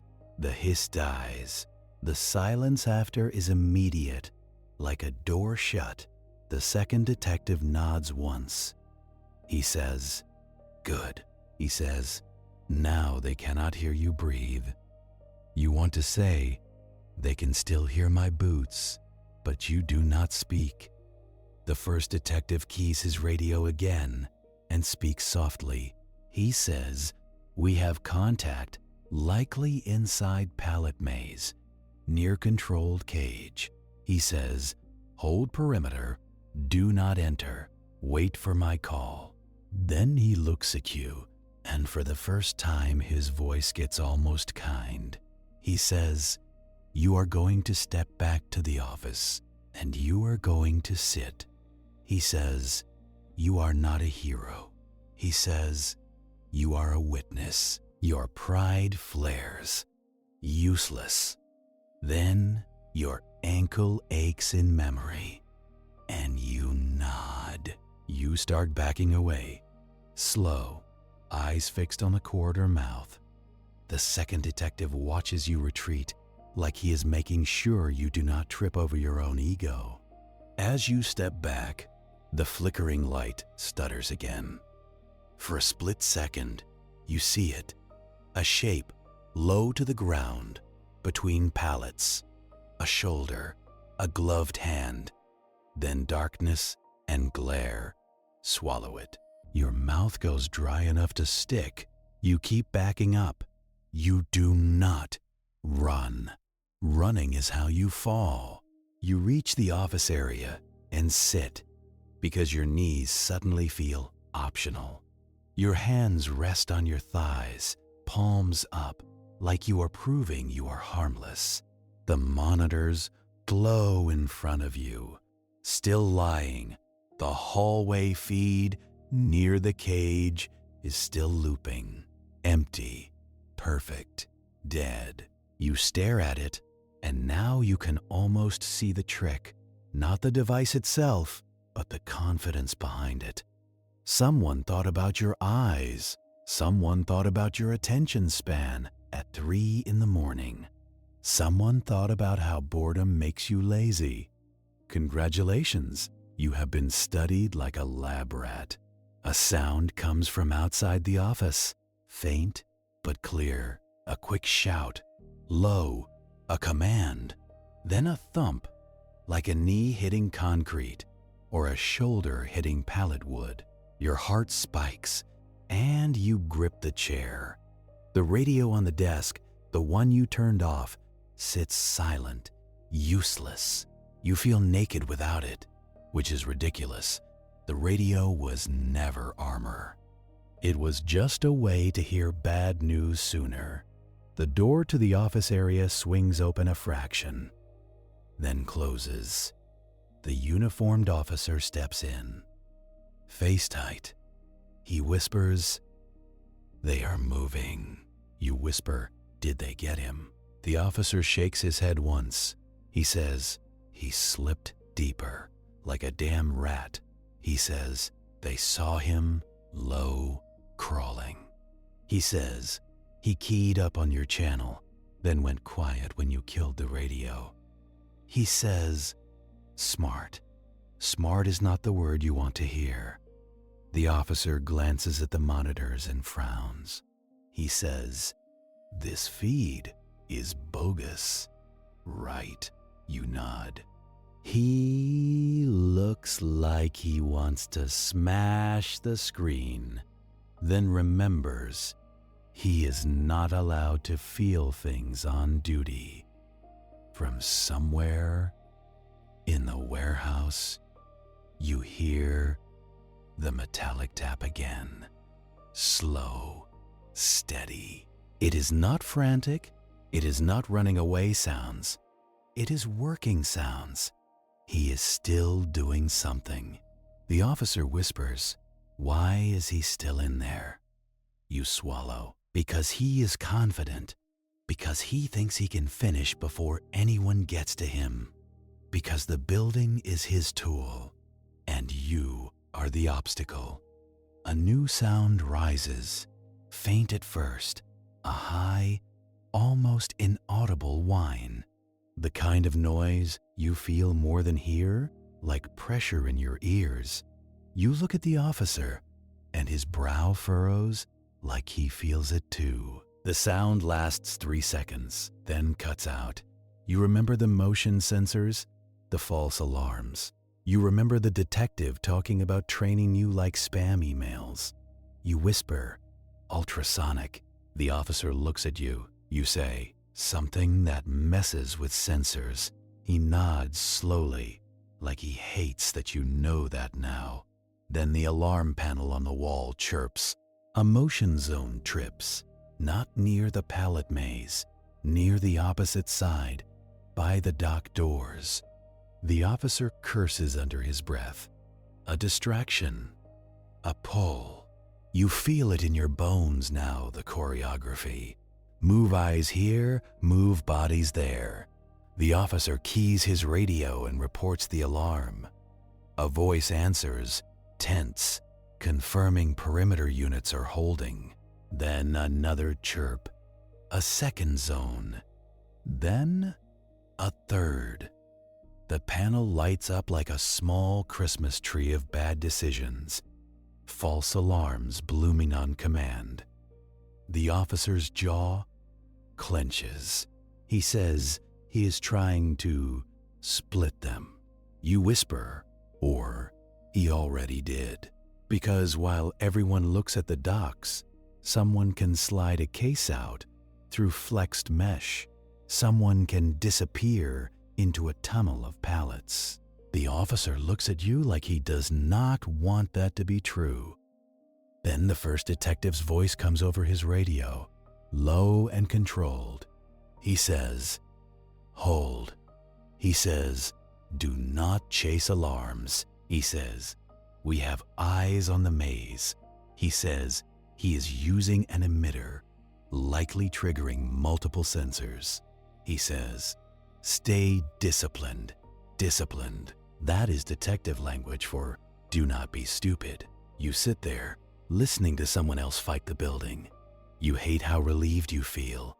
Then you hear a sharp crack, not a gunshot. Plastic snapping, like a zip tie breaking under strain.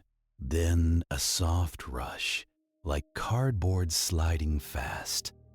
Your mind paints it instantly. A case being pushed through that flex segment, you picture gloved hands flexing that welded rectangle like a hidden mouth and feeding it a box. You also picture the dust line you photographed being rewritten in real time. Your chair squeaks when you shift your weight, and you hate the sound. The uniformed officer is already halfway out of the office, like motion is his only coping skill. You follow because you are a witness, and witnesses still have legs. The air outside the office tastes different, sharper, like disturbed cardboard and cold metal. The detective's voice comes through the officer's radio again, clipped and focused. He says he has eyes near the cage, and he says, no, one moves toward the dock alarms. That sounds like control. It never is. You walk fast, but not running, because running makes you loud, and loud makes you predictable. The flickering light stutters overhead as you pass, and your stomach tightens on instinct. You keep your gaze low, watching for the cheap tricks, line and tape, and slick patches. Another crack snaps in the distance, lighter than the first, like packaging giving up. Then, that same soft rush, cardboard sliding over metal, a sound that should not be so gentle. The uniformed officer mutters that the guy is still working. You do not answer, because you are listening for the next sound, the one that means a person has to stand up. A thief can crawl forever in a tunnel. A thief has to leave eventually. The detective appears at the end of the aisle, a dark silhouette against fluorescent glare. He is crouched, one hand up, palm out, holding everyone still. His partner is down on one knee near the cage, light angled low, eyes on dust and welds. You stop where you are because you have learned your pride does not heal bruises. The first detective points toward the base of the cage, then toward a narrow shadow beside a pallet stack. There is a gap there you did not notice in daylight thinking. A crawl space lane lined with something dark, a moving blanket laid down like carpet for a rat. The tapping stops. Silence presses in, thick and patient. Your ears strain so hard, it feels like a headache. Then, from inside that shadow, a breath. Not through a radio this time. A real breath in real air, close enough to prove the maze is not empty. The detective whispers into his shoulder mic, and you cannot catch the words. The uniformed officer shifts his stance, and his belt creaks softly, the sound of nylon and tension. The detective's partner slowly slides his light beam across the floor, not into the tunnel, just across the dust in front of it. The beam catches something thin and clear, not monofilament, something wider, a strip of packing tape laid sticky side up. You feel your own skin prickle, because that is such a boring way to ruin traction. The detective's partner points at the tape, then looks back at you, like he wants you to understand the mindset. Not dramatic, not violent, just practical. He reaches into a pocket, pulls out a small evidence marker, and sets it beside the tape. His hand stays steady, because shaking hands drop things, and drop things become court problems. From the tunnel, a soft scrape, cloth on concrete, shifting backward. The first detective leans forward a fraction, and his voice goes low, like he is talking to an animal. He says, "Come out." He says it like a command and like an offer, both at once. There is no answer. A second scrape. Farther back now, retreating. The detective's partner tilts his head, listening, then makes a small, two-finger gesture. He is counting distance by sound again, mapping a person by their friction. Your mind tries to imagine the tunnel layout, and it keeps failing, because pallets are not a blueprint. They are improvisation. Then, from the far side of the pallet maze, a sudden clatter. Wood on wood. A pallet shifting. A body hitting something they did not plan to hit. The uniformed officer flinches, hand on his belt again, and you see his jaw flex. The detective does not rush. He angles his light, and he moves in a slow arc, trying to cut off the far exit point. His partner stays near the cage, guarding the flex segment like it is a bank vault door. You realize, with a sour little twist, that the thief built this place like a lockpick. And now the detectives are trying to pick the lockpick. The far clatter turns into a drag, something being pulled through a tight space.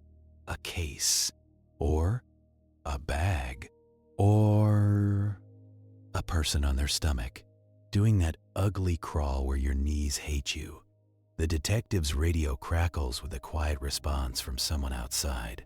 You hear one phrase, "Perimeter set." Good. At least the doors are not a suggestion tonight. Another motion alarm chirps, then dies, like someone pressed it and released. The detective ignores it. So do you, because the alarms are no longer information, they are theater. You edge closer by a few steps, staying behind a rack column, trying to keep your body small. The column is cold when your shoulder brushes it. Cold concrete, cold steel, cold reality. The detective's partner raises his light toward the motion sensor pillar, the one you saw the glint in earlier. He does not open it, but he studies it like a doctor studies a bruise. He says, "Lo, they train the system." He says, "They train you." You swallow. and you think about how training looks like routine until it looks like a trap. From the palette maze, a new sound, faint but distinct, a soft electronic click, not a tool, not a zip tie, a device being switched. Then that high-pressure whine returns, almost inaudible, for just a few seconds. The alarm panel somewhere else chirps again, like it is being teased. The detective's face goes hard. He says he still has the emitter. He says it like he is annoyed at the audacity, not surprised by the tactic. Then, finally, movement breaks the maze. A head and shoulders rise at the far end of an aisle, too quick for your brain to label.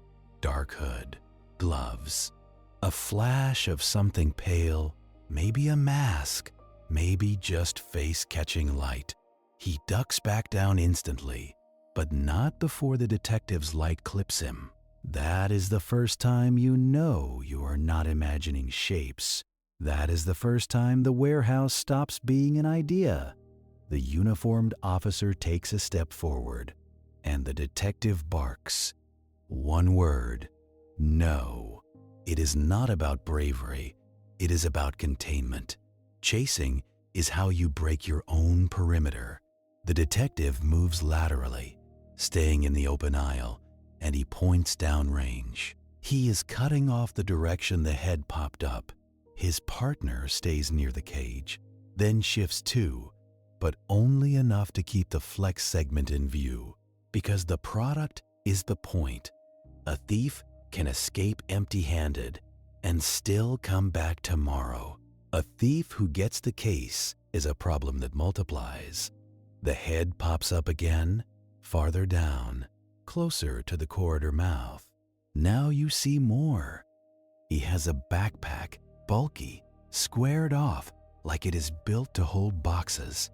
He moves low, then flattens, then moves again. It is not athletic. It is practiced. It is the kind of crawling you develop when you have done it on more than one night. The detective's light stays steady, not sweeping wildly. The beam pins the area like a finger. The thief freezes. Then the thief does something that makes your stomach drop again. He raises a hand, and you see a small device in it, black and cheap-looking, with a switch. He clicks it. The overhead fluorescent you hated, the flickering one, stutters hard, then goes steady. Another fixture down the aisle starts flickering instead, like the problem just moved locations. Congratulations! He can move the lighting effect. Not magic, wiring, loose housings. Maybe a remote relay, something prepped ahead of time, like everything else. The thief slides backward into shadow again, and the detective's partner swears quietly. He says, this guy is not improvising. He says he is running a script. The detective keys his radio and gives a low instruction to someone you cannot see. He says, check the DVR cabinet now. He says, cut the loop if you can. You feel a strange relief, like someone is finally confronting the lying screen. Then you hear heavy footsteps near the office area and a muffled metal clank. Someone is at the cabinet.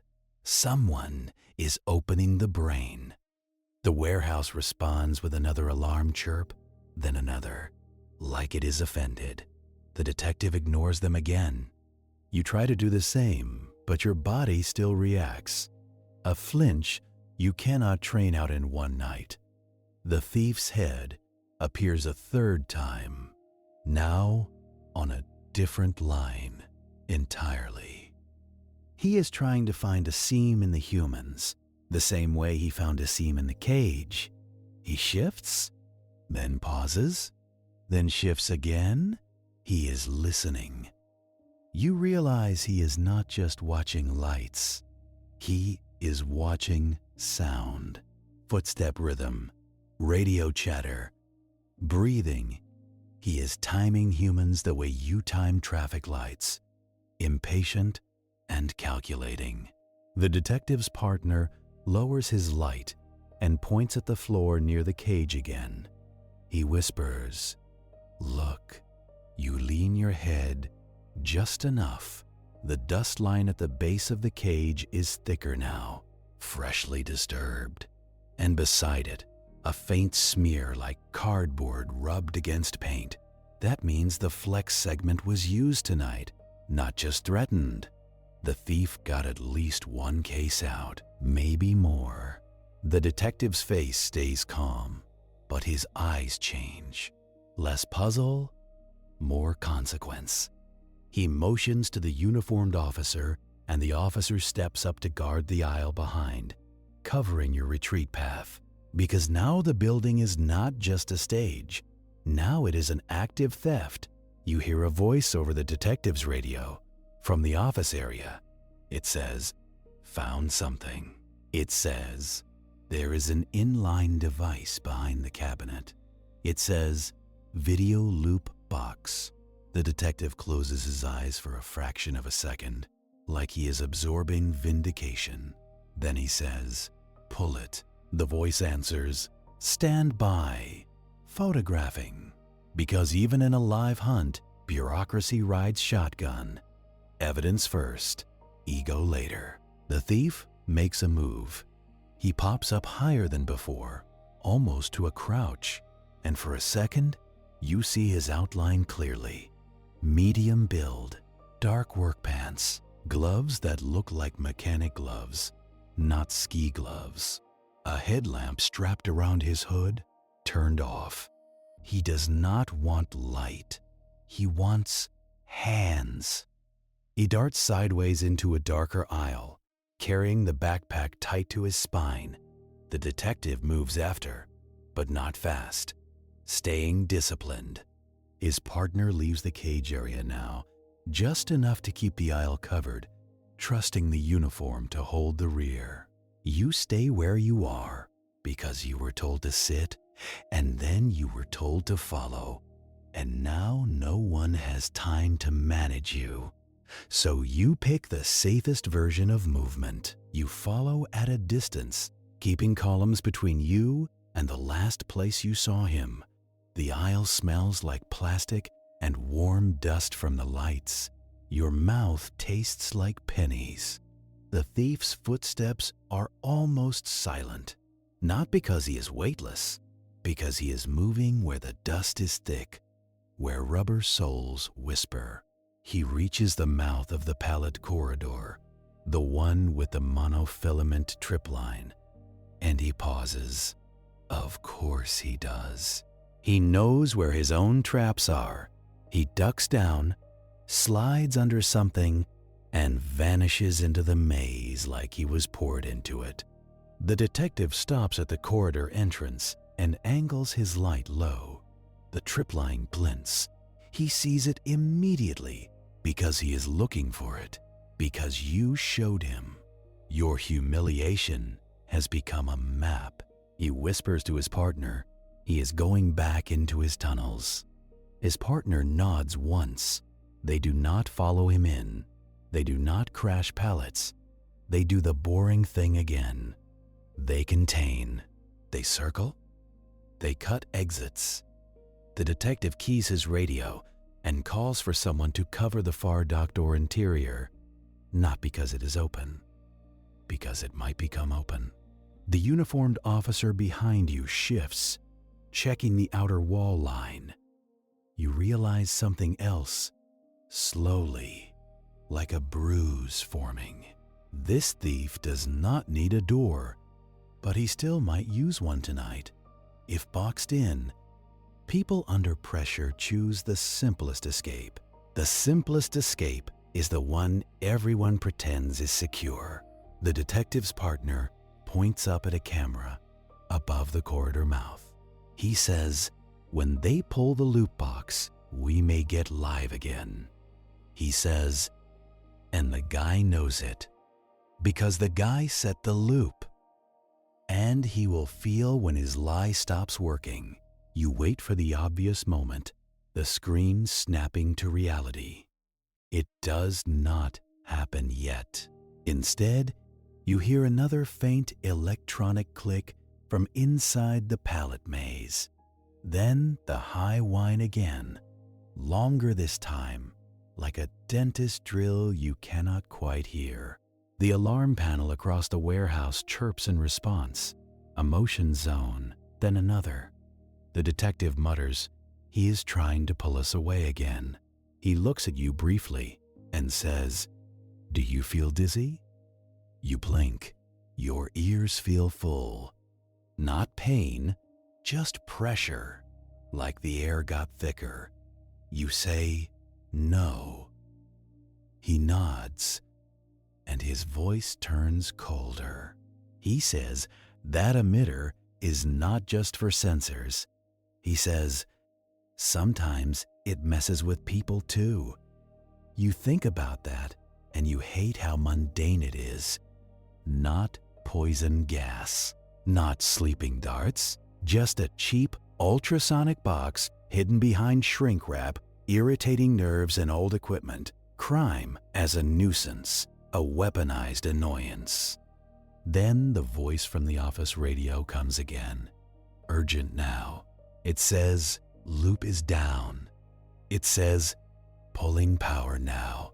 A beat. Then, faintly, from somewhere in the building, you hear the DVR cabinet door slam. And your monitor feed, the one you cannot see from here, changes in your imagination. A lie being unplugged. You feel the warehouse shift, like the thief felt it too. Inside the pallet maze, movement speeds up. Scrapes become faster, less careful. A pallet thumps, shrink wrap crackles. The thief is no longer strolling. He is reacting. The detective leans forward, listening, and he whispers, he is going to bolt. His partner shifts position to cover the open aisle that leads toward the dock doors. The uniformed officer behind you tightens his stance. You keep your hands visible because suddenly everyone is a suspect when adrenaline rises. A figure bursts out of the pallet maze, low at first, then up into a sprint. He runs like a man who hates running, heavy and determined. His backpack bounces once, and you hear the dull thud of boxed product inside. The detective shouts, "Stop! Police!" The thief does not stop. He angles toward the outer wall, toward a service door that should be alarmed and sealed. He reaches it and slams his shoulder into it anyway, like he is gambling. The door does not open. You feel a grim satisfaction. Then remember, satisfaction is premature in this job. He pivots hard, and that is when you see it, the thing that makes your stomach roll. He is not heading for the dock doors anymore. He is heading for the office area, for the DVR cabinet, for the place where his loot box just died. He wants it back. He wants to erase. He wants to destroy. The detective moves to cut him off, but the thief is closer to the office than you expect, because the warehouse is bigger in your fear than it is in footsteps. The uniformed officer steps forward, trying to intercept. The thief feints left, then right, and the officer bites on the feint. Just a half step. That half step is enough. The thief slips past, heading straight down the aisle that leads to your desk. And you, brilliant you, are now directly in the line between him and the evidence. Congratulations. Your witness chair has been promoted to obstacle. Your brain does the math too late. If you move wrong, you get tackled by police. If you freeze, you get run over by a desperate man with a backpack full of controlled medication. You choose the least cinematic option. You flatten yourself against the rack column, pressing your shoulder into cold steel. You turn your body sideways, making a narrow profile. The thief rushes past you, close enough that you smell him. Sweat, dust, a faint chemical tang, like isopropyl on gloves. He does not look at you. You are not the point. He slams into the office door, yanks it open, and vanishes inside. The detective and officer hit the doorway a second later, shouting commands. You hear a crash inside, metal on metal, like someone kicked the cabinet or knocked over a chair. Then you hear a different sound, a thin rattling, cable, wires being ripped. The thief is trying to take the loop device, or destroy it, or both. The detective's voice rises, sharp now, and you hear the scuffle that follows. Grunts, a body hitting a desk, a drawer slamming open.